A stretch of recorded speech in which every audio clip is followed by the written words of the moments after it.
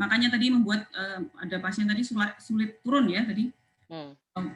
Apa namanya, sudah diet sulit turun tapi naiknya gampang. Nah, ini. Kemudian terjadilah kalau berlanjut akan terjadi diabetes tipe 2 yang bisa mengarah meningkatkan morbiditas atau kematian atau minimal ya, bisa terjadi serangan jantung.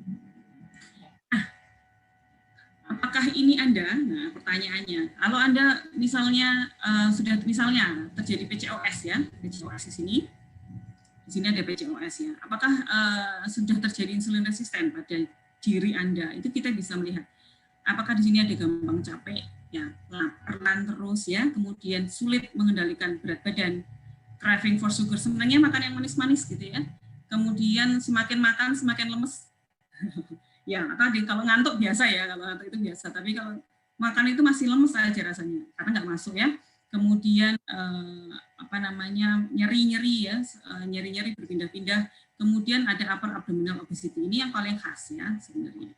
Nah, kemudian kalau dicek labnya dia sudah ada kolesterol dan trigliserid yang meningkat. Nah, ini berarti kemungkinan sudah terjadi insulin resisten. Nah, insulin resisten ini menyebabkan hormon imbalance juga yang akan memperparah PCOS kalau sudah ada atau mengakibatkan PCOS ya, atau mengakibatkan PCOS baru. Ya, oke. Nah, hormon imbalance ini mengakibatkan estrogennya sangat tinggi sehingga hormon tiroid, hormon gondok itu juga akan menurun sehingga dia semakin meningkatkan cadangan lemak. Oh, tambah parah lagi nih. Jadi muter aja seperti ini ya. Oke. Nah, kita bukan berakhir ya, tetapi akhirnya akan terjadi namanya metabolic syndrome. Ya, metabolic syndrome itu kayaknya sudah banyak ya terjadi sehari-hari di sekitar kita kalau kita mau lihat ya. Banyak tahu kita lihat perut-perut yang seperti ini ya. Perut-perut yang seperti ini ya. Jadi ini adalah sindrom orang makmur ya, katanya sindrom orang makmur. Tetapi sekarang kalau orang-orang yang sudah aware, sudah makmur, bahkan orang yang sudah punya kapabilitas lebih untuk secara ekonomi, maka mereka sudah mencari pertolongan gitu ya, sudah berusaha menurunkan berat badan. Tetapi pada orang-orang yang mungkin ini ya nggak apa-apa lah perutku gendut asal sehat. Nah, padahal yang namanya gendut itu sebenarnya tidak sehat. Tidak sehat. Ya. Oke. Nah, kemudian ini ciri-cirinya metabolic syndrome itu adalah ya meningkatkan lingkar perut. Jadi sebenarnya yang paling gampang itu adalah melihat ukuran celana. Ukuran celana gede nggak? Kalau ukuran celana tambah besar, nah itu hati-hati. Nah, makanya kalau saya pakai gamis itu repot Bu. Kalau pakai gamis itu nggak bisa ngukur lingkar perut. Makanya pakai bajunya lebih baik yang agak ngepas supaya tahu kalau gemuk sedikit ya. Rok atau apa gitu ya. Jadi bisa kontrol gitu. Kemudian ada jelas ini ada high triglycerid, kemudian kalau udah gemuk itu penyakit datang. Jadi sudah ada mulai peningkatan tekanan darah, kemudian gula darah sudah mulai naik ya, terutama gula darah puasa, kemudian low HDL ya. HDL itu berarti sebenarnya kalau dibilang kolesterol baik ya, kolesterol baik itu karena dia yang membongkar sifatnya ya. Kalau LDL itu yang sifatnya menyimpan, itu sebenarnya tidak ada baik atau buruk dalam penciptaan ya, tetapi karena sifatnya dikatakan baik dan jahat. Nah, kalau sudah ada metabolic syndrome, berdatanganlah semua penyakit-penyakit itu datang. Bisa dari heart disease, ada dislipidemi, kolesterol trigliserid meningkat, ada hipertensi, tipe 2. Nah, bahkan dia bisa lead to demensia. Ya. Jadi, dan ini bisa lead to cancer juga, PCOS tadi sudah kita bahas, dan kemudian di livernya dia bisa terjadi non-alcoholic fatty liver. Gitu ya. Jadi walaupun tidak minum alkohol gitu tetap bisa terjadi fatty liver. Fatty liver itu tumbuk lemak karena saking banyak tumpuan metabolisme lemaknya itu tadi. So, yang kita bahas sekarang tadi juga sudah dibahas oleh Bu Alfaina, tadi sudah disinggung. Pencegahannya gimana sih? Mari kita lihat dari sini nih, orang-orang gemuk ini mari kita buat menjadi seperti ini ya. Dari yang merah-merah seperti ini kita buat lean seperti yang di biru itu, dan sekarang sudah banyak kok gerakannya, dan kayaknya sekarang gemuk itu sudah bukan menjadi tren lagi. Dulu mungkin masih tren ya, sekarang sudah nggak tren lagi gitu, sehingga kayaknya lebih mudah lah itu untuk mencari pertolongan untuk ke arah obesitas. Nah, nanti kalau misalnya butuh pertolongan untuk menurunkan berat badan bisa datang ke AMC ya Bu. Betul banget. Saya mau buka weight management program kayaknya. Betul. Oke, jadi di sini lose weight ya. Jadi intinya pencegahannya pertama ya, perbaiki pola makan. Jelas itu. Kenapa? Karena untuk menurunkan berat badan itu 80% adalah makanan. 80% makanan, 20% adalah exercise. Jadi walaupun kau exercise sampai seberapa mungkin turun sih, tetapi kalau pola makannya tidak dijaga, tidak akan bisa bertahan. Oke, seperti itu. Kemudian olahraga rutin, ya olahraga rutinnya yang seperti apa nanti akan kita bahas. Nah, tujuan dari keduanya ini kalau memang obesitas atau misalnya overweight, jelas tujuan dari kedua hal ini adalah untuk menurunkan berat badan, ya. Nah, kalau saya mungkin lebih spesifik lagi menurunkan visceral fat, karena visceral fat itulah yang paling jahat, ya. Nah, hindari stres ya. Hindari stres gimana ya? Udah dibawa happy aja ya. Karena semakin tidak happy maka hormonnya juga semakin tidak ya Bu ya, semakin tidak karu-karuan ya Bu. Jadi nggak bisa hamil-hamil nanti ya kalau misalnya tidak menjaga stres. Nah, yang terakhir ini ada Mbak Dianita tadi ya kayaknya ya. Jangan merokok. Nih. Merokok itu ternyata baik itu sebagai perokok aktif maupun perokok pasif itu ternyata tetap berpengaruh. Jadi walaupun si suami itu ngerokoknya diem-diem di ujung kulon gitu ya, tetap aja nanti kalau pada saat dia pulang gitu mungkin masih ada asap rokok yang menempel di baju, dia tetap akan jadi perokok pasif ya. Dan ini akan tetap berefek baik pada istrinya maupun seluruh keluarganya yang ada di rumah, itu anak-anaknya. Ya. Nah, cara pengaturan makanannya gimana sih? Oke, pertama, jumlah kalorinya ditentukan ya, menurut umur, jenis kelamin, berat badan, tinggi badan, dan aktivitas. Jadi nggak asal cut kalori ya. Jadi sekarang lagi ngetren Bu Upi, cut kalori 500 per hari. Ini malnutrisi nanti jadinya. Jadi juga untuk badan ini lagi terkenal ini. Itu ya. Pusing ya. Jadi jangan asal diet ya. Diet itu tetapi harus tetap dihitung ya. Kemudian batasi penggunaan karbohidrat kompleks ya. Dibatasi ya. Kalau ini jadi ini boleh tetapi harus dibatasi. Kayak nasi, lontong, roti, ketan, jagung. Ini boleh loh ya. Jadi bukannya tidak boleh, tetapi tetap dibatasi. Jadi saya nggak makan nasi. Itu juga nggak tepat juga. Walaupun kalau memang tapi misalnya saya nggak makan nasi, tapi saya makan kentang ya nggak apa-apa ya, karena memang alergi nasi mungkin ya. Tetapi sebenarnya ini adalah karbohidrat yang masih tetap diperbolehkan. Ya. So karbohidrat apalagi sih sebenarnya yang tidak diperbolehkan itu adalah karbohidrat sederhana ya, yang mudah banget diserap begitu masuk langsung jadi daging gitu ya. Seperti pasir, gula Jawa, sirup, selai, ya, manisan, buah-buahan. Aduh, di bulan puasa ini kok banyak banget yang seperti ini. Betul ya, di bulan puasa banyak banget yang seperti ini. Godaan iman. Ya, dan ini masalahnya berbuka dengan yang manis, Bu Upe ya. Betul. Yang manis tetapi jadi salah kaprah karena ternyata sebenarnya Rasulullah cuma menganjurkan dengan makan kurma, tetapi kadang kita makan tambah es buah, tambah sirup, tambah gula Jawa, tambah kolak, lengkap sudah ya, itu gulanya tinggi sekali. Jadi jangan salahkan kalau setelah puasa berat badannya naik, bukan berat badannya malah turun. Oke. Kemudian nah, apa saja sih makanan-makanan contoh yang masih boleh dimakan? Tadi alpukat ini sudah dijelaskan sama Bu Alfa ini ya, ada penelitiannya memang bisa, tetapi ada beberapa diet yang tidak menganjurkan alpukat juga silahkan, tetapi boleh juga disilahkan menggunakan yang penting ada sayur-sayuran hijaunya di situ. Kemudian untuk protein yang kita anjurkan adalah ikan ya, dan ada omega 3 food ya, di sini rich of omega 3, jadi seperti ikan tuna, ikan laut ya. Dan ini kita anjurkan pada orang-orang yang belum punya asam urat yang tinggi. Kalau udah punya asam urat yang tinggi ya jangan makan seafood ya. Terus kemudian whole grains ya, whole grain di sini bisa kayak oatmeal sama roti nasi merah atau nasi hitam gitu ya. Dok, tapi rasanya nggak enak ya. Cuman tetap aja dia lebih safe ya, lebih safe, dan kamu untuk bisa makan ini lebih banyak daripada bisa makan nasi putih. Jadi tinggal milih mau kenyang pakai ini atau pakai nasi putih tapi 2 sendok gitu ya. Tadi hidup itu pilihan gitu. Terus kemudian buah-buahan. Nah, buah-buahan juga nanti tetap ada beberapa batasan ya. Jadi misalnya kalau pada pasien-pasien dengan diabetes tidak boleh juga makan makan mangga gitu ya. Dok, ini kan buah ya, tapi mangganya dia makan sekilo. Itu nggak boleh juga.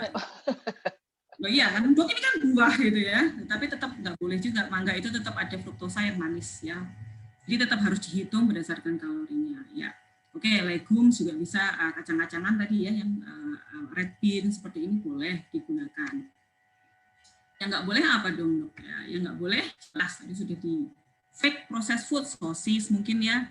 Terus sebenarnya ini kalau dalam kondisi masih sangat kecil masih boleh, tetapi kalau bisa dihindari akan sangat lebih baik ya. Kemudian ada sweetener ya, sukrosa, kemudian glukosa murni gitu.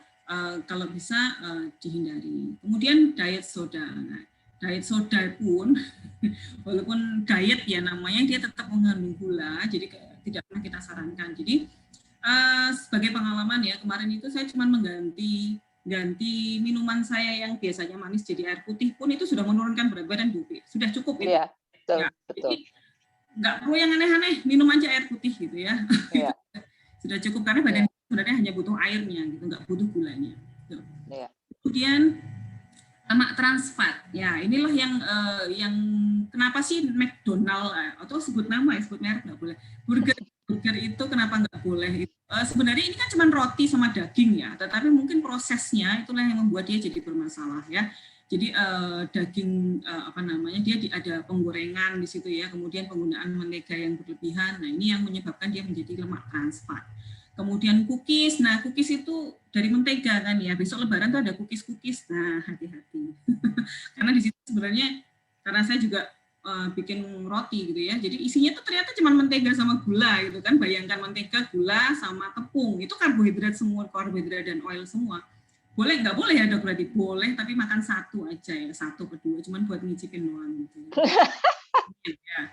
Tapi bisa nggak kadang-kadang satu toples dikekep sendiri, nih yang repot. Nah ini. Terus kemudian refined carb, jadi karbohidrat dan gula yang berlebihan. Jadi di sini ini maksudnya adalah roti tawar, tapi roti tawar yang putih ya. Jadi bukan kalau roti tawar gandum ini kan ada seratnya. Jadi ini yang malah kita anjurkan kalau memang mau diet ya. Masih makan roti tetapi dia diseimbangkan dengan seratnya. Oke. Nah, yang kedua selain makan, olahraganya kayak apa sih? Nah, prinsip olahraganya itu harus BBTT ya, harus baik, benar, terukur dan teratur. Pusing banget gitu. Kenapa harus pusing? Karena kita tidak bisa membuat, misalnya kita jogging ya, jogging seminggu sekali, itu pun pada saat jogging berhenti di tukang sayur, ngobrol dulu sebentar, terus kemudian jalan bawa gorengan, terus ketemu tetangga gibah lagi gitu ya Bu ya. Ini nggak bisa kita kategorikan aktivitas fisik. Dok, saya jogging seminggu 3 kali, tapi coba kita lihat apa yang dilakukan pada saat jogging itu benar apa enggak. Makanya kadang-kadang ya walaupun jogging itu benar sih, bagus, tetapi kita lihat jogging yang seperti apa. Kalau memang tidak bisa memperbaiki jogging itu tidak bisa diukur gitu, ya pakai treadmill. Jadi yang kamu tidak bisa lihat pemandangan apapun, tidak bisa belanja apapun ya, seperti itu. Ya, kecuali tentang Korea itu ya Bu ya. Terus kemudian, olahraga itu dianjurkan minimal 30 menit. Jadi kalau misalnya olahraganya cuma 5 menit, 10 menit, ya belum sampai ke target dong. Terus dia bilang, aku udah olahraga, tapi nggak turun-turun sih lah olahragamu kayak apa. Gitu kan, udah 30 menit belum gitu. Terus harus ada pemanasan dulu 5-10 menit, terus kemudian diakhiri dengan pendinginan selama 5 menit, ini minimal ya. Kemudian pilih yang benar, jadi pilih olahraga yang digemari, jadi aman, mudah. Jadi misalnya aman mudah ini misalnya pada orang-orang yang udah kaki lututnya luka karena osteoartritis gitu ya, jangan pilih gerakan-gerakan jogging atau lari, pilih berenang seperti itu ya. Jadi mau olahraga nanti bukannya tambah baik, tapi malah tambah sakit. Kemudian terukur. Nah, terukur itu, jadi kalau kita mau menurunkan berat badan harus ada ukuran nadi ya. Jadi nadi itu kalau saat kita jogging atau mungkin melakukan senam, itu nadinya harus mencapai denyut nadi latihan. Nadi latihan itu maksimal 200 dikurangi umur. Kalau belum sampai di situ, belum akan ada pembakaran kalori yang baik ya. Jadi cuman untuk aktivitas fisik aja, untuk nurunin membakar kalori yang ada, tetapi dia tidak bisa untuk olahraga gitu ya. Kemudian T ya, yang penting ini teratur alias istiqomah ya. Jadi harus 3 kali seminggu, nggak boleh anggot-ngotan, aku lagi mood seminggu 6 kali, habis itu bulan depan nggak olahraga lagi. Ini juga tidak akan hasilnya, tidak akan maksimal. So, harus dilihat dulu dari 4 ini. Kalau 4 ini sudah dilakukan dengan baik, maka insya Allah akan tercapai. Nah ini dia. Ini adalah sebenarnya slide kesimpulan ya, slide kesimpulan. Jadi untuk regular physical activity, healthy diet, ini kedua-duanya ini tujuannya adalah untuk weight reduction ya, untuk penurunan berat badan kalau memang berat badannya sudah berlebih ya.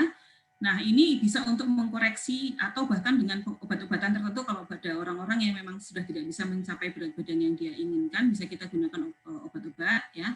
Kemudian nah dengan ini harapannya dia bisa menurunkan semua resiko dari metabolic syndrome ya. Bisa dilihat di sini sehingga dia tidak akan terjadi resiko tipe 2 diabetes dan tidak akan terjadi aterosklerosis, bahkan tidak akan terjadi ini. Jadi kita hambat dari sini, bahkan pada saat sudah PCOS, jangan sampai terjadi resistensi insulin yang berlebihan, gitu ya, sehingga tidak terjadi komplikasi yang ke kanan ini ya, itu dia. Nah, tapi ya, ingat, ini yang perlu saya warning juga untuk para pejuang berat badan, gitu ya. Bahaya menurunkan berat badan secara cepat ini ya. Jadi yang normal itu hanya 0,5 sampai 1 kilo tiap minggu, yaitu maksimal dan itu sehat ya. Dan secara bertahap dengan pembatasan energi lebih kurangnya 500 kilokalori saja. Tapi bukan sehari 500 ya, tetapi dikurangi misalnya kebutuhan berat badan kita BMR kita itu 1.700, jadi maka kita kurangi 1.200 per harinya gitu. Jadi bukan diturunkan ke 500. Kalau turun 500 itu cuma bakso cuman soto 1 mangkok tambah perkedel gitu Bu. Jadi dan bayangin itu buat seharian. Jadi mana kuat ya, mana tahan. Yeah. Nah, ada penurunan berat badan itu kalau drastis maka akan mengakibatkan yang berkurang itu bukan lemaknya, tetapi yang berkurang itu adalah air, elektrolit dan bahkan massa otot. Nah, ini yang paling berbahaya. Kalau massa ototnya yang berkurang, maka dia kedepannya akan mengganggu metabolisme. Jadi adanya akan jadi puyuh, kulitnya jadi hitam-hitam gitu ya, nggak sehat. Nah, oke, kayaknya ini slide terakhir. Saya terima kasih atas perhatiannya. Oke. Assalamualaikum warahmatullahi wabarakatuh. Waalaikumsalam warahmatullahi wabarakatuh. Terima kasih kepada Dr. Alfaina dan Dr. Fitria Nurul. Sangat bagus presentasinya, luar biasa ya. Saya pun ikut sangat enjoy dengan materi yang disampaikan oleh Dr. Alfaina dan Dr. Fitria Nurul. Dan kelihatannya Dok, ini buat dua-duanya pertanyaannya sangat banyak di drop chat. Saya mohon kalau ada yang ingin bertanya secara langsung bisa raise hand. Dan kemudian saya akan berikan kesempatan untuk menyampaikan secara langsung.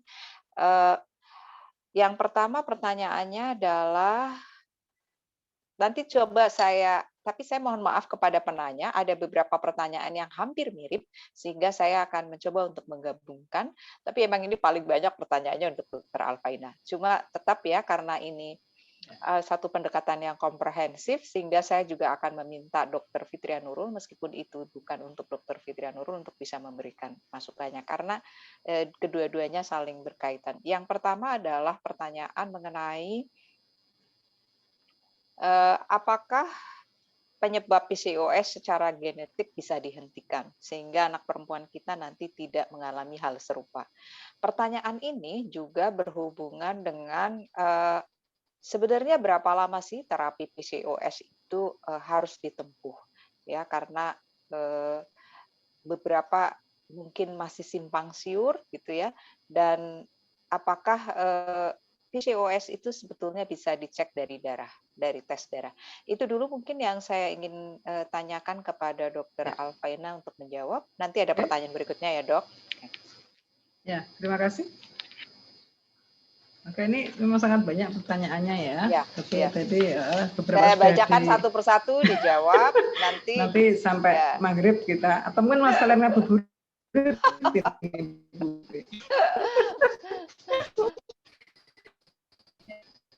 Oke, silakan. Ini pertanyaan terkait dengan genetik tadi. Jadi memang genetik itu kan memang sudah tidak bisa tidak bisa dihindari, karena kita memang sudah tercipta dari orang tua yang memang ada bakat genetik juga begitu ya. Tetapi yang bisa kita kita ubah itu adalah gaya hidup tadi. Jadi terkait dengan pola makan, terkait dengan olahraga, itulah yang akan bisa dirubah. Ya, kalau kita mau merubah orang tua kan nggak mungkin ya. Kita sudah terlahir di dunia seperti ini gitu. Ya, kita terlahir di dunia dengan segala konsekuensinya. Kalau memang konsekuensi dari orang tua sudah punya genetik seperti itu ya tetap disyukuri, tetapi yang penting adalah dengan merubah gaya hidup tadi sehingga menjadi pola hidup yang sehat. Saya kira begitu ya. Ya, oke. Ada Kemudian pertanyaan yang beberapa. ya, silakan dok. Ya, monggo. Tentang Ya. pertanyaan Jadi, apakah harus pemeriksaan harus, darah, ya. Oh ya, oke. Jadi untuk pemeriksaan darah itu memang bisa dilakukan. Itu yang pertama untuk melihat kadar androgen tadi. Ya, jadi yang namanya hiperandrogenisme itu bisa dilihat dari dua hal. Yang pertama dari klinis tadi ada bulu-bulu banyak, kemudian berjerawat, begitu ya. Atau bisa juga dengan mengetahui kadar androgen atau testosteron di dalam darah. Ya, itu bisa. Ya. Atau juga bisa melihat sekarang ada yang namanya AMH, anti Mullerian hormon, itu juga bisa menjadi salah satu untuk mendiagnosis adanya PCOS begitu. Ya. Oke. Baik. Jadi di dalam darah kita bisa melihat itu ya. Jadi nanti kalau terjadi peningkatan itu berarti memang sudah tegak adanya PCOS. Tapi tetap disertai dengan 2 dari 3 tadi. Jadi kalau misalnya testosteronnya naik tetapi siklus hormonnya siklus haidnya teratur kemudian tidak ada gambaran PCO atau polikistik ovarium juga akhirnya bukan PCOS. Ya hanya hiperandrogen saja. Begitu. Baik, Dok. Ya. Kalau pemeriksaan darahnya, Dok, apakah pemeriksaan gula darah puasa itu bisa untuk melihat adanya resistensi insulin? Ada satu pertanyaan itu. Ya, jadi untuk resistensi insulin itu memang yang diperiksa mestinya 2 ya. Yang pertama adalah gula darah puasa dan kadar insulin itu sendiri. Ada satu angka yang namanya HOMA-IR, itu adalah salah satu skor untuk melihat resistensi insulin tadi. Apabila angkanya lebih dari 2, jadi dikalikan antara kadar gula darah puasa dan kadar insulin puasa, itu nanti ketemu angka kan. Nanti kalau angkanya lebih dari 2 itu menunjukkan ada resistensi insulin. Gitu. Baik. Mungkin nanti dari Dr. Fitria. Ya, Dr. Fitria, mungkin Dr. Fitria Nurul bisa menjelaskan tentang pemeriksaan darah untuk resistensi insulin ya. Dan sebetulnya pengobatannya butuh waktu berapa lama? Oke. Kalau untuk resistensi insulin sendiri itu tadi kalau untuk pasti ya, tadi yang dikatakan Dr. Alvina secara pasti itu kita melihat kadar insulin. Tadi kalau misalnya kalau kadar insulin orang itu sudah lebih tinggi daripada normal, itu artinya kan dia itu sudah hiperinsulinemia. Nah, kalau insulinnya sudah lebih tinggi itu, ini kenapa ini orang? Berarti sudah ada resistensi insulin, itu gampangannya seperti itu. Nah, cuman tadi kalau mau dilihat dari gejalanya tadi sudah kelihatan sih resistensi insulin itu memang rata-rata terjadi pada orang-orang dengan lingkar pinggang yang besar. Kemudian, kadar gula darah puasa itu juga sangat-sangat membantu ya, karena dengan resistensi insulin otomatis dia sudah akan naik gitu kadar gula darah puasanya. Atau bisa juga dibantu dengan HbA1c. Ya, HbA1c itu sudah di atas normal, itu sudah kita katakan bahwa ini sudah kemungkinan terjadi resistensi insulin, karena mungkin tidak semua orang bisa mengakses kadar insulin gitu ya Bu Alvina ya. Dan dari situ aja sudah terlihat. Kemudian yang kedua adalah peningkatan trigliserid. Ya, ini juga penting. Jadi peningkatan trigliserid itu juga bisa sebagai salah satu marker. Oh ini tinggi, it's mean itu sudah mulai error itu insulinnya. Jadi kita cari cara-cara yang muter sedikit gitu. Tapi ini salah satu tanda dari itu. Ya, terima kasih. Ya. Bagus sekali. Kemudian ini pertanyaannya lebih ke arah reproduktif ya sekarang Dr. Alvaina, banyak sekali tapi coba saya sarikan. Jadi ada penderita PCOS dulu sudah pernah dapat metformin tapi kemudian hamil dan tidak konsumsi lagi, sekarang haidnya datang tidak teratur lagi. Apakah dia harus minum metformin kembali dan sampai kapan harus dikonsumsi Dok jika sudah terdiagnosis PCOS? Kemudian nanti juga berhubungan dengan kalau sudah melakukan pengobatan rutin, tapi haid tidak teratur, bagaimana cara mengatasinya? Dan sebetulnya secara jelas kapan sebetulnya terapi PCOS itu dianggap bisa dihentikan? Karena sebagian besar pasien menganggap bahwa dan juga mereka mengetahui terapinya ini lama, memakan waktu bisa 6 bulan, bahkan sering oleh dokter diperpanjang hingga lebih dari 6 bulan. Nah, terus juga ada pertanyaan, kalau masuk ke dalam diagnosis PCOS, apakah itu membuat pada program ingin anak kita harus tarik mundur untuk terapi dulu PCOS-nya, baru program Ingin Anak atau sambil jalan bisa. Jadi kira-kira di seputaran pertanyaan dulu itu Dokter Alfaina monggo dijawab supaya tidak terlalu membingungkan. Oke. Iya. Oke. Jadi terima kasih Dr. Rupi. Terkait dengan terapi PCOS, tadi sudah kita sampaikan bahwa metformin bukan satu-satunya terapi ya. Jadi itu adalah merupakan kombinasi terapi. Jadi selain metformin, kalau pengen cepat, pasti tetap akan didampingi dengan perubahan pola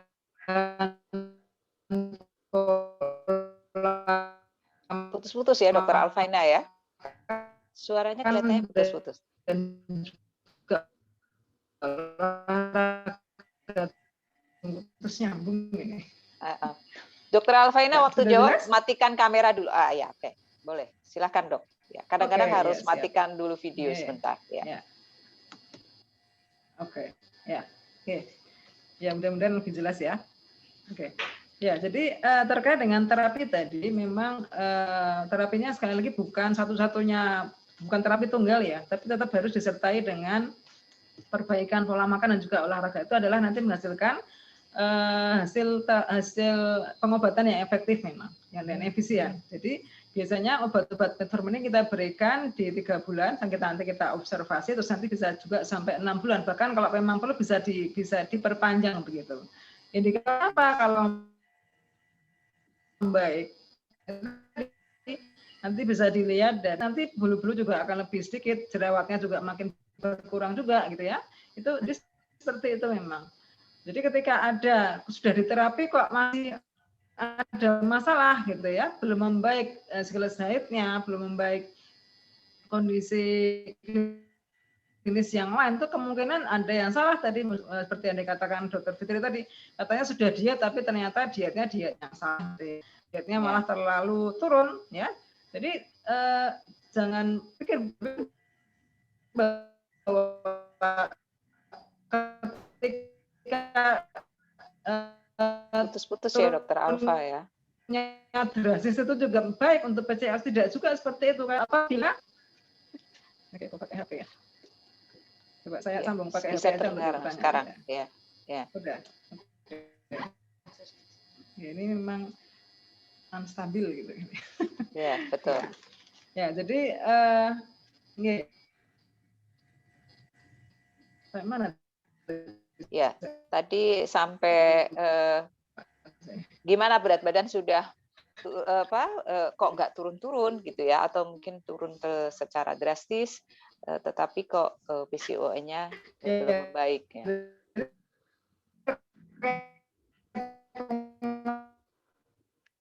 Ini ya, masih putus-putus juga Dokter Alfa.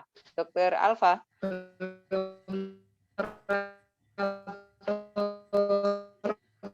Dokter Alfa masih putus-putus juga ya. Mungkin saya gitu ya.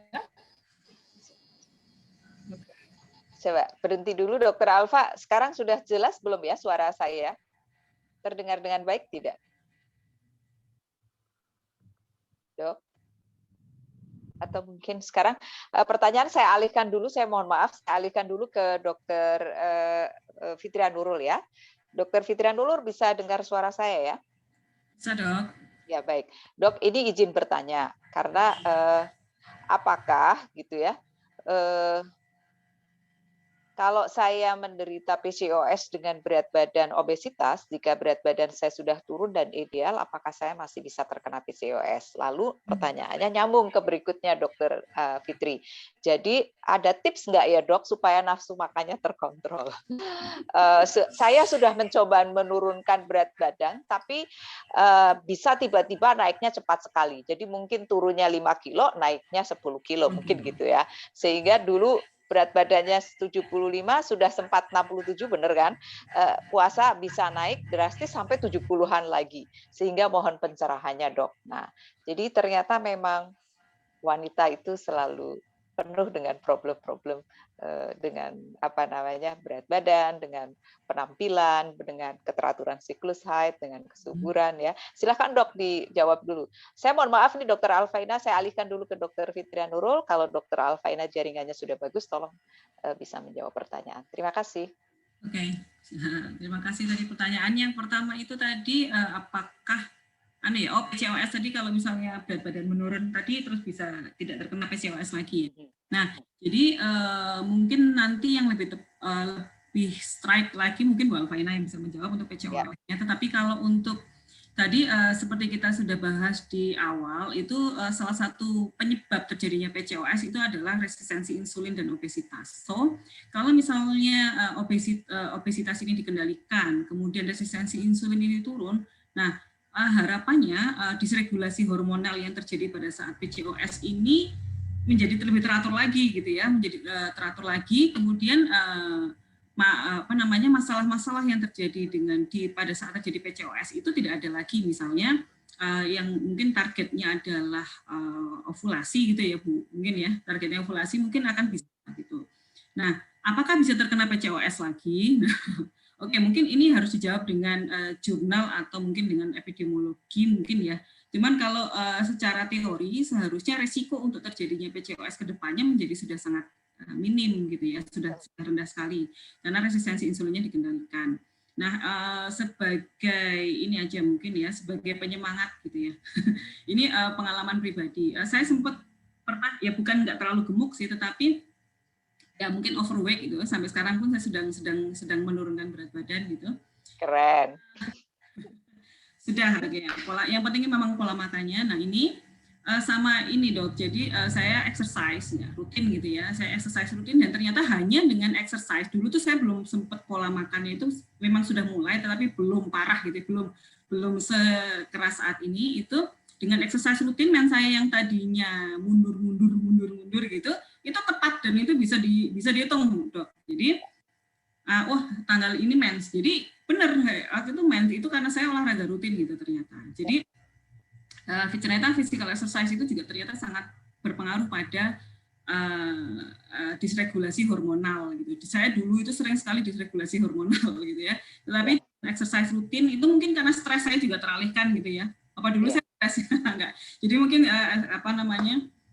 stres teralihkan, kemudian badan juga merasa baik gitu, terus akhirnya disregulasi hormonalnya menjadi lebih baik. Kemudian tips untuk menahan nafsu makan ya. Oke, tips untuk menahan nafsu makan itu sebenarnya pertama adalah goal ya. Jadi kalau saya salah satu tips saya kenapa yang sekarang itu lebih baik itu adalah sudah saatnya kita setting goal. Ya, gitu. Jadi setting goal kita harus lihat goalnya pengen apa sih, saya pengen hamil, saya pengen berat badan sekian di dalam berapa bulan lagi atau 1 tahun lagi berat badan sekian, setting goal, taruh di kamar gitu, ini adalah berat badan saya pengennya sekian, saya pengen hamil gitu, karena saya pengen hamil, visualisasikan, otomatis itu makan itu nggak enak. Ya, betul. Itu adalah dari sisi karena selama ini kadang-kadang pada takut untuk setting goal Bu. Jadi takut punya goal sekian, nah akhirnya nggak jadi deh itu. Betul. Itu tips saya ya. Ya, bagus sekali dokter. Memang saya rasa itu salah satu buat semuanya ya. Jadi memang manusia itu harus selalu dalam hal apapun dia menempatkan sesuatu sebagai target, sebagai personal target ya. Dan dan ada satu juga yang saya mungkin bisa bagikan. Saya suka melihat wanita-wanita yang dia bisa menjadi role model dalam hal pola makan, menjaga hidup sehat ya. Dan saya selalu pandangin dari from head to toe gitu ya. Dan saya mengibaratkan saya ingin seperti itu. Sehingga otomatis saya tidak ingin melihat orang yang mengexcuse gebuk dikit kan nggak apa-apa, makan dikit nggak apa-apa. Saya nggak pernah mau seperti itu, dan ternyata itu membawa ke dalam ritme hidup yang baik. Dan juga tentu mengatur pola makan. Olahraga dan pola makan itu otomatis bisa menurunkan berat badan dengan baik, dan akhirnya kita karena kita hayati menjadi gaya hidup, lalu kita bisa menahan diri untuk tidak tadi turun 10 kilo naik 15 kilo, turun 5 kilo naik 10 kilo. Ya, ada pertanyaan lagi ini untuk Dr. Fitria. Saya mohon maaf ya Dr. Alfa, sebentar setelah ini kita kembali ke Dr. Alfa. Ya, selamat siang Dr. Fitria, mau menanyakan Dok, saya dulu pernah laparoskopi karena ada perlengketan di sekitar jahitan sesar. Saat laparoskopi ketahuan kalau hati saya ada bercak kuning. Selanjutnya, dokter bedah menganjurkan saya untuk konsultasikan ke dokter penyakit dalam maksudnya, dan saya terdiagnosis sebagai fatty liver. Kemudian dokter penyakit dalam memberikan saya obat metformin. Apakah ini ada kaitannya dengan PCOS, dok? Karena saya mungkin dia sempat didiagnosis sebagai PCOS, dan apakah metformin harus dikonsumsi terus-menerus, dok? Jika dari dokter kandungan juga memberikan metformin, bagaimana baiknya untuk aturan pakai metforminnya? Demikian, Dokter Fitrian Nurul. Ya, oke. Berarti itu sebenarnya pertanyaan ini sudah menggambarkan bagaimana PCOS itu sebenarnya ya, Bu ya. Jadi dilalah itu kebetulan di laparoskopi, jadi dibuka itu ketahuan livernya seperti itu. Nah, itu kan tadi sesuai dengan alur resistensi insulin yang tadi ya. Jadi resistensi insulin tadi jelas alurnya adalah peningkatan kadar gula darah, kemudian kadar gula darahnya itu tidak tersimpan dengan benar, maka dia akan tersimpan sebagai lemak ya. Lemak itu disimpan kan liver itu adalah sebagai lemari makanan kita ya. Lemari makanan kalau misalnya kita makan di meja itu kalau tidak habis itu kita masukkan ke lemari ya. Nah, yang menjadi lemari kita itu adalah liver. Ya, kalau ada yang berlebihan maka dia akan disimpan ke liver sebagai cadangan makanan ya, selain pada di otot dan juga jaringan yang lain. Nah, kalau disimpan dalam bentuk yang banyak di dalam liver, itulah yang akan namanya orang bilang fatty liver atau perlemaan hepar. Apakah ini ada hubungannya dengan PCOS? Ya, saya pikir ini sudah terjawab. Ini sangat related dengan PCOS-nya karena ini ada hubungan dengan resistensi insulin tadi. Oke, terus kemudian dokter memberikan metformin. Nah, kan obatnya sama aja, yaitu insulin sensitizer. Jadi metformin itu adalah obat untuk membuat sel-sel itu kembali sensitif gitu terhadap yang tadinya itu melengos lihat insulin, begitu yang dikasih metformin itu dia peka gitu ya. Jadi langsung nempel ya, ada chemistry-nya. Gitu. Yang tadinya itu enggak itu melengos gitu, tidak tertarik sama sekali gitu. Nah, itu adalah nama obatnya adalah metformin. Nah, sampai kapan metformin itu diberikan? Ya sampai resistensi insulinnya itu bisa terkendali, mau dengan apapun, dengan bisa terkendali obat, atau bisa juga dengan terkendali dengan itu tadi pola makan dan aktivitas. Ada loh banyak pasien saya yang terkendali diabetesnya hanya dengan pola makan dan aktivitas. Dia tidak menggunakan obat, ada. Jadi bisa gitu ya. Terima kasih. Oke, baik. Menjawab semua ya. Sebentar, tunggu dulu. Nggak maksudnya pertanyaan tadi sudah terjawab semua. Ini emang sangat menarik ya ternyata ya. Saya juga sangat excited sebagai moderatornya ya. Matanya harus cepat membaca pertanyaan di drop chat. Kepada Dokter Alfaina sekarang. Jadi saya ini punya masalah overweight, dok. Saya juga sering insecure dan beberapa kali saya menjalani medical check up. Hasilnya saya didiagnosis ada kista 2 cm dan juga oleh SPOG dikatakan itu sebagai PCOS. Sudah menikah 4 tahun namun belum kunjung memiliki momongan dan sudah pernah program inseminasi dan belum berhasil. Saya juga sudah cek mungkin ini kreatinin, LDL-nya tinggi 159 dan beberapa kali bertanya katanya ada hubungannya dengan kadar gula dan insulin. Saya mohon penjelasannya karena selama ini merasa tidak puas dengan penjelasan dokternya. Nah, kemudian juga ada ya mirip-mirip juga dengan pertanyaan ini juga tadi saya sambungkan langsung ke Inlasin ya, Dokter Alfaina. Jadi dia bertanya, ini mau IA. Jadi kelihatannya ini pasien PCOS, tapi alhamdulillah bisa hamil dan di AMC programnya, wah hebatnya AMC ini. Hebat juga dokternya soalnya. Nah, kemudian IA yang ketiga sempat terapi metformin, tapi kemudian diganti Inlasin dan ternyata keduanya berefek tidak bagus terhadap lambung saya. Karena dia terus jadi ada GERD dan kemudian saya hentikan. Terus dia memilih pola hidup yang baik, teratur dan sebagainya. Tapi untuk pola makan ternyata sangat susah, dok ya. Mengendalikan makan katanya susah pakai hihihi ya. Nah, adakah kiat-kiat agar lebih disiplin? Nah, itu tadi sudah dikasih tahu loh sama Dokter Fitri. Jadi kalau yang ini tidak usah dijawab karena tadi udah cukup banyak termasuk sharing pribadi dari Dokter Fitri. Tapi ternyata setelah diganti dengan Inlasin pun keluhannya tetap sama. Silakan Dokter Alfaina. Terima kasih. Oke.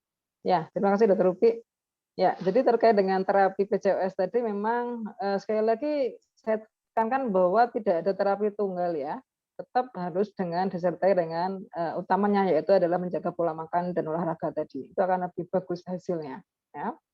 Tadi mungkin sempat terputus tadi ya. Jadi untuk terapinya kan sekitar 3 sampai 6 bulan. Tetapi nanti kalau itu memang belum mencapai goal-nya tadi, itu tetap nanti bisa dievaluasi lagi ya. Nanti apakah diperpanjang atau tidak itu nanti sangat tergantung pada indikator tadi. Salah satunya adalah indikator dengan keteraturan haid dan juga ini dengan USG kita bisa melihat apakah nanti ada sel telur yang matang atau tidak. Yaitu yang USG yang dilakukan pada sekitar hari ke-12 haid gitu. Nanti di situ bisa tahu. Kalau memang nanti ternyata sudah membaik siklusnya dan sudah ada ovulasi, itu nanti akan ada sel telur yang membesar di hari ke-12 haid, gitu ya. Nah, kemudian nanti juga terkait dengan jadi banyak sekali pertanyaan saya bingung. Terkait dengan setelah diganti dengan inlasin, ternyata dia masih punya keluhan GERD juga, gitu. Jadi memang metformin dan inlasin itu memang ada efek samping yang obat memang beberapa memang ada efek samping berupa mual muntah tadi. Sebenarnya kalau dari penelitian yang cukup besar, skupnya pesertanya cukup banyak, itu adalah kalau dari segi efek samping inlasin jauh lebih rendah daripada metformin begitu. Ya. Dalam praktek sehari-hari pun juga tidak banyak orang yang mengeluhkan mual pada pemakaian inlasin gitu ya. Tetapi kalau Mbak siapa tadi yang bertanya ini mungkin memang sebenarnya memang ada gangguan lambung dulu mungkin memang ada gangguan lambung sehingga ketika pakai metformin maupun pakai inlasin akan muncul. Itu mungkin nanti perlu kontrol juga, konsultasi juga ke dokter Fitri ya sebagai dokter penyakit dalam ya. Kayaknya perlu kita kolaborasi ya, ini dokter Fitri ya, karena pasien PCO kita banyak sekali. Hari ini aja hampir 100 orang yang bergabung. Iya. Betul, kira-kira. Ya, baik. Ada 2 penanya yang sudah raise hand, jadi saya pindahkan untuk menghargai yang sudah raise hand. Ada Mbak Siti Izzatul Umah dan Mbak Yeyen Lutfianti. Saya persilahkan kepada Mbak Siti Izzatul Umah untuk menanyakan dulu. Silahkan. Terima kasih Mbak Iza. waktunya. Ya. Mau tanya dok, PCO itu apakah ada stadiumnya atau bagaimana ya dok? Saya sebelumnya PCO juga, tapi alhamdulillah sudah bisa sudah hamil gitu dok. Dari 2014 itu saya didiagnosis PCO di Dokter UPI juga dulu di AMC. Tapi dari 2014 itu saya sudah mengganti pola makan, ganti isi piring, begitu dok. Jadi benar-benar hidup sehat.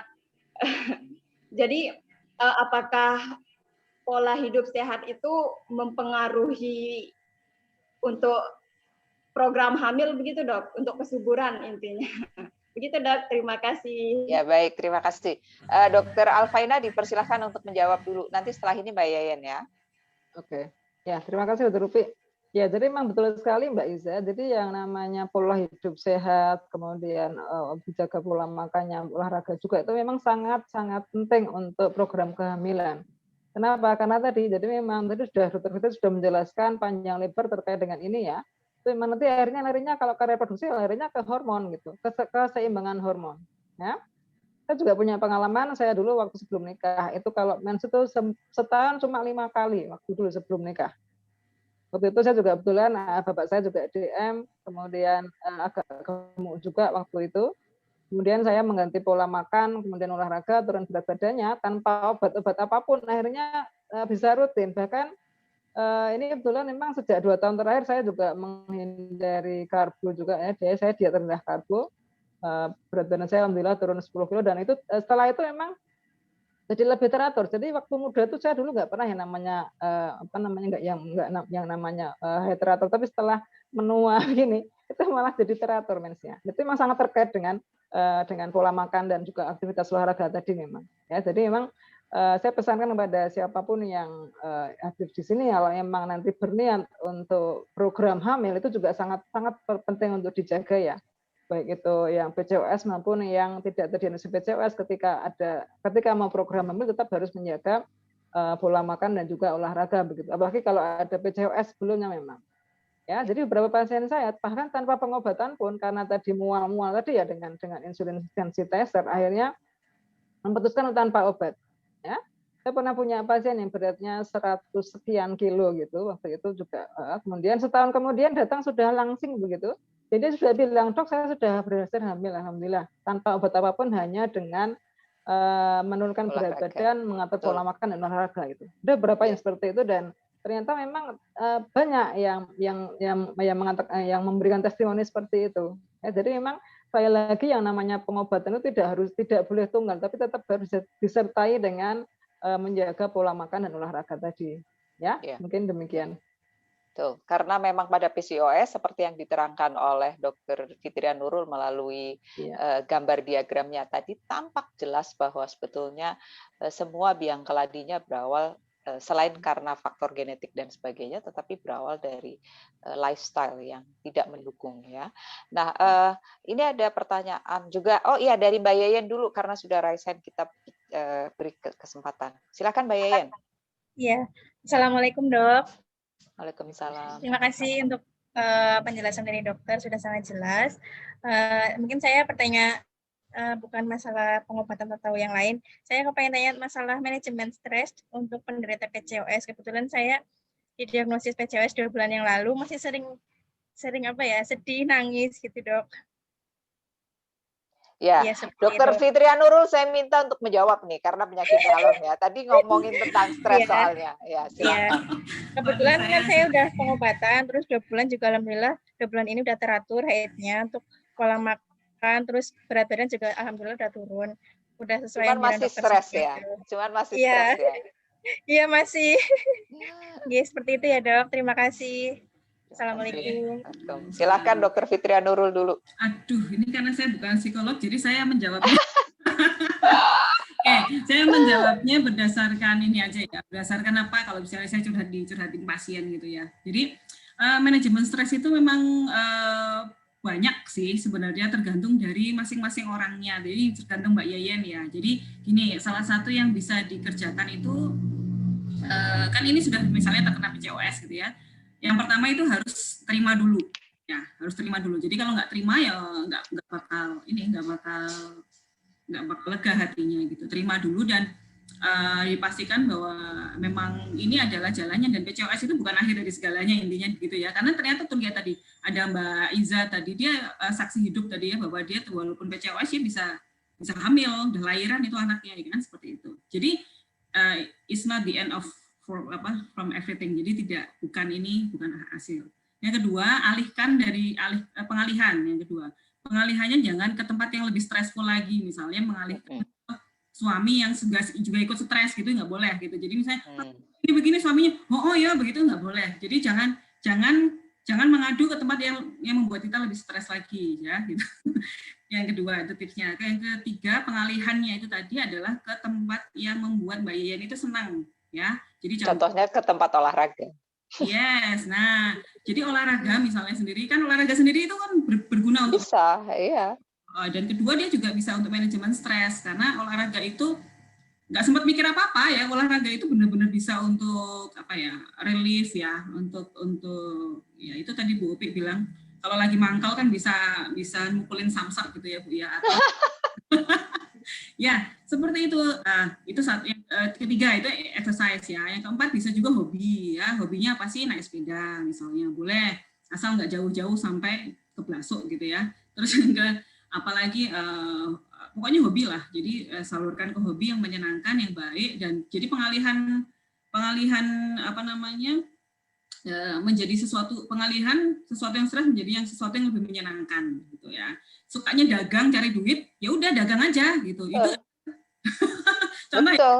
Iya betul. Jadi memang kalau itu memang sesuatu aktivitas yang menyenangkan, kerjakan aja gitu. Kerjakan aja, nggak usah dipikirkan, sambil tetap ikhtiar ke yang tadi. Jadi nggak usah mikirin ke yang sesuatu yang negatif, karena itu nanti efeknya ke berat badan juga nggak turun-turun gitu. Efeknya nggak enak pokoknya. Udah mikirin yang happy-happy aja. Iya, betul kan? Ya.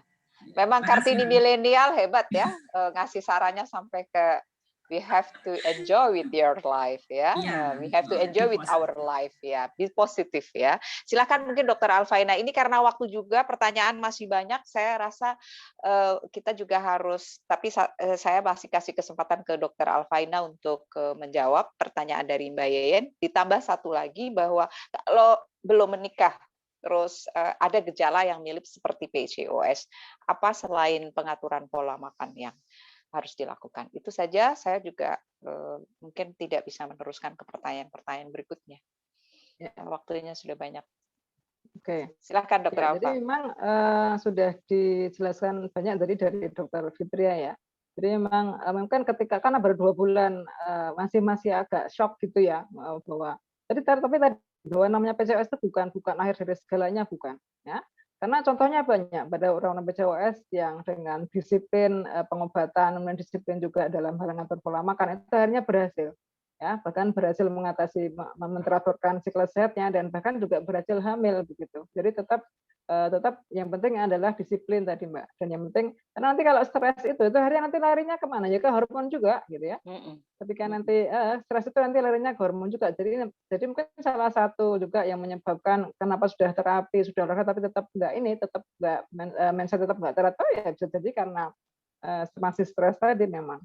Jadi itu memang betul-betul yang memang harus di manajemen sendiri ya. Tapi nanti kalau memang nanti sangat terganggu dengan itu nanti bisa juga konsultasi ke psikiater kita di AMC ada Dokter Wari, ada Dokter Tessa gitu ya. Mungkin ini kalau didatangkan juga Dokter Wari akan sangat menarik ya Bu Rupi. Ya, nanti kita untuk webinar berikutnya ya, ternyata harus banyak kita berkomunikasi dengan pasien dan saya rasa nanti AMC harus dipikirkan juga untuk bisa melakukan manajemen komprehensif ya, Dok ya. Oke. Ya. Kemudian tadi terkait pertanyaan yang belum nikah tadi, ya. Jadi memang yang namanya PCOS itu bisa terkena siapapun ya, mulai dari yang mulai menarche gitu ya, yang masih remaja sampai ke dewasa bahkan sudah hampir menopause pun juga bisa terjadi PCOS ya. Tapi memang pada remaja itu memang biasanya adalah kaitannya dengan haid yang nggak teratur itu memang yang bikin stres. Yang stres biasanya bukan orangnya tapi ibunya. Gitu. Ibunya yang stres gitu ya. Takut kenapa gitu ya. Jadi memang kalau dari guideline itu dikatakan bahwa ketika PCOS-nya itu terjadi 8 tahun sebelum 8 tahun dari menarche, dari mens pertama ya, itu belum perlu pengobatan. Jadi yang diubah hanya pola makan dan pola hidup tadi gitu ya. Jadi itu adalah guideline seperti itu. Jadi kalau misalnya Mbak Yeyen misalnya nih dulu haid pertamanya usia 12 tahun kemudian didiagnosis sebagai PCOS-nya masih usia 19 tahun kan baru 7 tahun itu belum perlu obat ya masih bisa diatur dengan pola makan dan olahraga tadi masih bisa tapi ya memang harus disiplin ya jadi kunci untuk perubahan namanya merubah pola itu kan sulit ya merubah pola baju mah cepat tinggal tapi kalau merubah pola hidup itu yang memang harus disiplin dan memang harus tekadnya kuat gitu ya jadi sekali lagi kapan perlu pengobatan adalah ketika PCOS-nya sudah didiagnosis sejak 8 tahun dari haid pertama keluar gitu. Ya, itu seperti itu. Jadi selama itu belum ya tetap dijaga aja pola makan sama ininya ya. Tapi nanti ketika sudah 8 tahun atau bahkan nanti ketika sudah mau merit gitu itu memang seharusnya memang sudah diperbaiki ya. Saya pernah baca itu bahwa memang 3 sampai 6 bulan, 3 sampai 6 siklus sebelum menikah itu memang sebaiknya sudah diteraturkan mensnya. Ya. Jadi selain diberikan metformin bisa juga dengan terapi-terapi regulasi haid kayak sikloproginova, itu sebenarnya juga ada yang tanya sikloproginova. Ya. Jadi sikloproginova dikombinasi dengan metformin masih mungkin nanti ya. Sikloproginova dihubungkan dengan obat-obatan yang juga masih mungkin gitu. Ya. Tetapi memang ketika udah pakai obat begini memang jangan sembarangan minum obatnya. Kenapa? Karena semua obat itu punya efek samping gitu ya. Efek samping inilah yang akan kelihatannya sepele, tetapi kalau berlanjut itu nanti bisa parah, bisa berat akibatnya. Jadi sekali lagi kalau pakai obat-obatan jangan dengan sembarangan, apalagi kalau obat-obatan hormon ya. Obat-obat hormon itu kan dia sistemik, jadi akan berpengaruh ke seluruh tubuh gitu ya. Jadi jangan bayangkan ketika cuma minum estrogen, progesteron itu hanya berefek ke sistem reproduksi, tetapi juga akan berefek ke hal yang lain. Kenapa? Karena hormon itu pengaturnya adalah di otak sana loh. Jadi CPU-nya itu adalah di otak itu yang ngatur. Sehingga nanti ketika ada satu hormon yang berpengaruh, pasti nanti juga akan bisa mempengaruhi hormon yang lain. Ya, jadi sekali lagi kalau mau menggunakan obat-obat hormonal ya, segera aja konsultasi aja ke dokter gitu ya. Ya, sebenarnya kalau mau beli sendiri sih gampang ya, tinggal pencet datang obatnya gitu. Tetapi itu tidak bijak. Ya. Iya. Mungkin Betul. begitu ucapan saya. Ya, betul. Ya, jadi itu tadi juga sekaligus menjawab yang pertanyaannya tentang sikloprogenova ya. Jadi kalau kita pakai sikloprogenova, kita untuk mengaturkan siklus haid juga harus kembali kepada dokter untuk berkonsultasi ya, karena kita tidak boleh mengkonsumsi obat dengan sembarangan. Ya, terima kasih dan waktu jualah yang membatasi pertemuan kita karena saya hitung kita sudah molor 20 menit karena saking excitednya kita dalam forum tanya jawab atau diskusi. Sebelum saya kembalikan kepada moderator, sebelum saya kembalikan kepada pembawa acara, saya ucapkan terima kasih kepada Dr. Alfaina dan Dr. Fitria Nurul atas seluruh materi yang diberikan yang begitu sangat membuat seluruh peserta excited dan atas seluruh jawaban-jawaban dalam pertanyaan yang mungkin beberapa belum bisa terjawab tetapi sudah terangkum. Ada satu hal yang saya ingin sampaikan bahwa seperti yang tadi disampaikan dalam slide Dr. Alfaina terakhir, kita sedang melakukan penelitian terhadap penggunaan obat untuk polikistik ovari dan kita lakukan di klinik reproduksi Rumah Sakit Umum Asri Medical Center. Dan siapapun bagi peserta yang hadir di sini, terutama yang sudah menikah, baik sudah punya anak maupun belum tetapi memiliki problem terhadap PCO, maka dapat melamar untuk menjadi pasien, tapi dalam hal ini bukan sebagai hewan uji karena manusia, jadi kita ingin berkolaborasi untuk membantu di mana seluruh proses pemeriksaan baik laboratorium maupun pemeriksaan USG dan pemberian obatnya akan di-cover oleh Rumah Sakit Asri Medical Center. Kepada yang berminat nanti bisa menghubungi kepada Dr. Prastika maupun kepada Rumah Sakit Umum Asri Medical Center. Saya rasa itu yang saya ingin bisa sampaikan. Terima kasih. Billahi taufiq wal hidayah. Assalamualaikum warahmatullahi wabarakatuh. Dengan demikian, waktu saya kembalikan kepada pembawa acara. Waalaikumsalam warahmatullahi wabarakatuh. Baik, Dr. Upi, terima kasih sekali sudah memandu acara pada siang hari ini sampai menjelang sore hari ini, Dokter.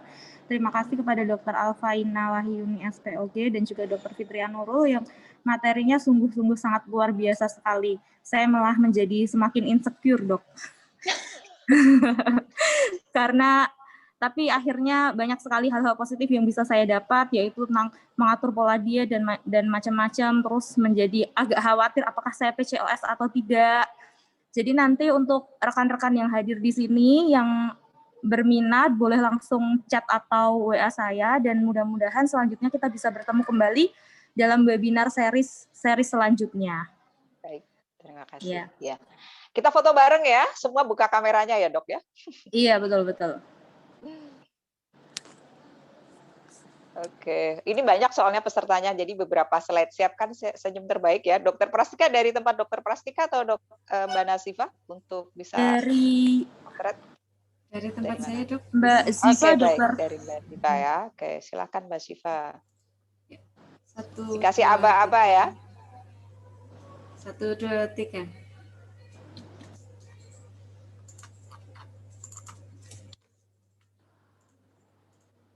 Lagi slide kedua. 1, 2, 3.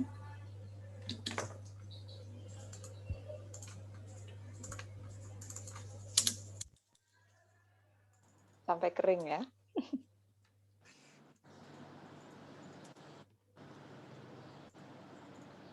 Slide ketiga. 1, 2, 3.